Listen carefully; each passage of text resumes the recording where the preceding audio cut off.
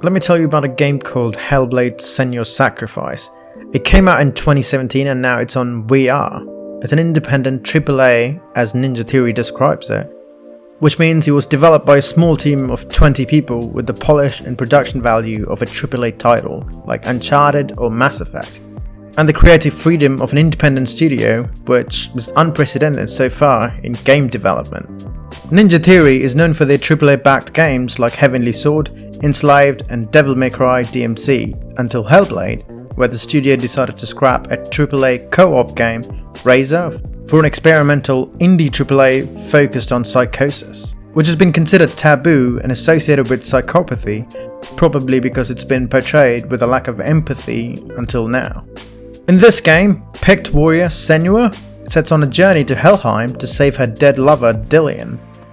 There's been other games like Night in the Woods and Fran that deal with mental health. While they have themes and characters with mental disorders, it wasn't the primary focus for the games. Hellblade gives you an insight into Senua's mind, who's in a constant battle with her mind, dealing with hallucinations or delusions. Where a delusion is a false belief or impression held, even if it contradicts the truth. Whilst hallucinations are seeing, hearing, feeling or smelling things or people that are not present. Not smelling people, of course, I should have worded that better.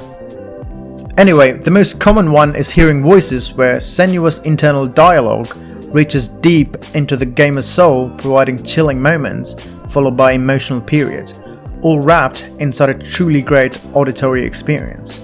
I know what she's thinking. I hear her thoughts.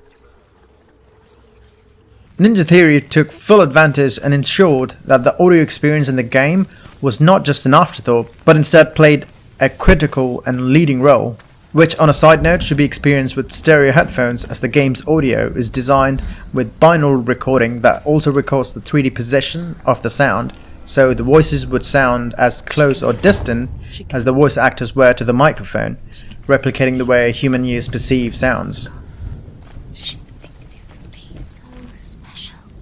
Anyway, back to the voices. The voices are loud and quiet based on the context of the gameplay, be it puzzles or combat. They can be sharp and irritating. They feed into the game design for both combat and puzzles, which is relevant. Sometimes voices try and whisper to you to help you in combat, which can't be trusted, as there might be not even an enemy behind you. The fact that there's no HUD makes you reliant on these voices, makes for a bit of conflict within the player. The game has a cheeky permadeath, which never happens, as the rot stops spreading after a while and never reaches Senua's head. Which is a great game design to express unreliable narration, as Senua suffers from delusion. It makes you feel the dread of dying too much and adds tension with anxiety for the moment-to-moment gameplay during combat, which can be tedious and exhausting, as it's the intent to make players feel Senua's struggle.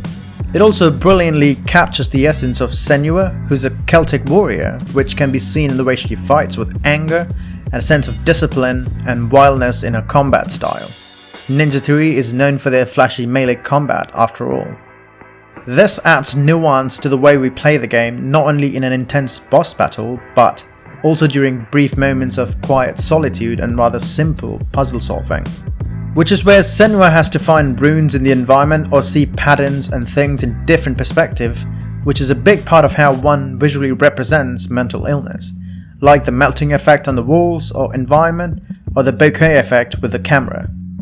Seeing patterns and making connections is how most people with psychosis deal with day-to-day life to discern reality, which is the entire theme of the game, but it can be daunting or exhausting and repetitive to make for a game.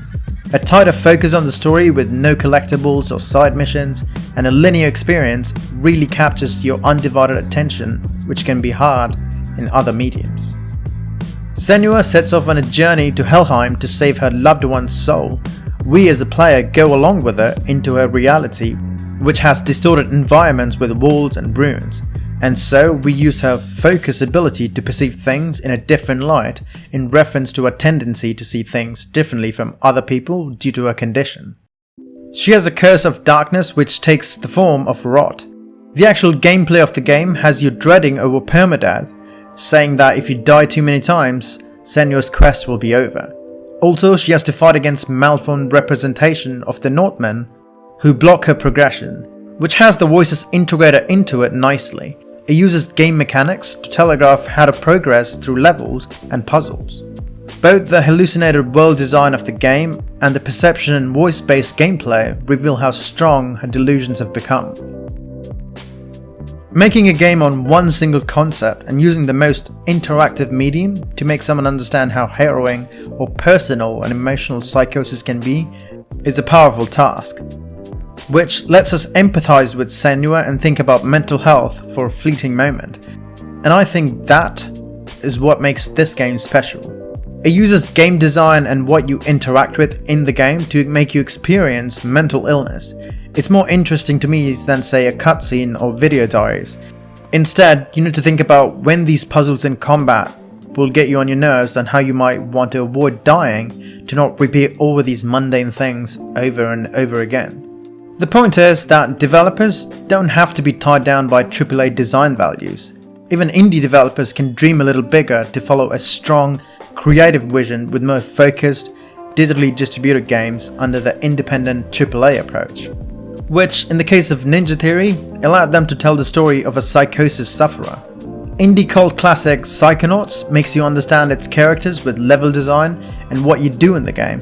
Fran makes you experience loss, pain and acceptance through interactable objects. Hellblade might not be a brilliant combat or puzzle game, but the way it takes risks using bare bones combat to slow meandering puzzle solving to make you understand Senua's mental illness and follow her journey is what makes this game outstanding.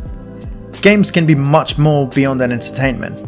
They can be a means to experience someone's worldview, but it isn't always fun. Hey there, subscribe for more videos like these and like the video to show your support to the channel. Let me know if you know any games that take advantage of the medium to focus on a compelling and thoughtful subject in the comment section below.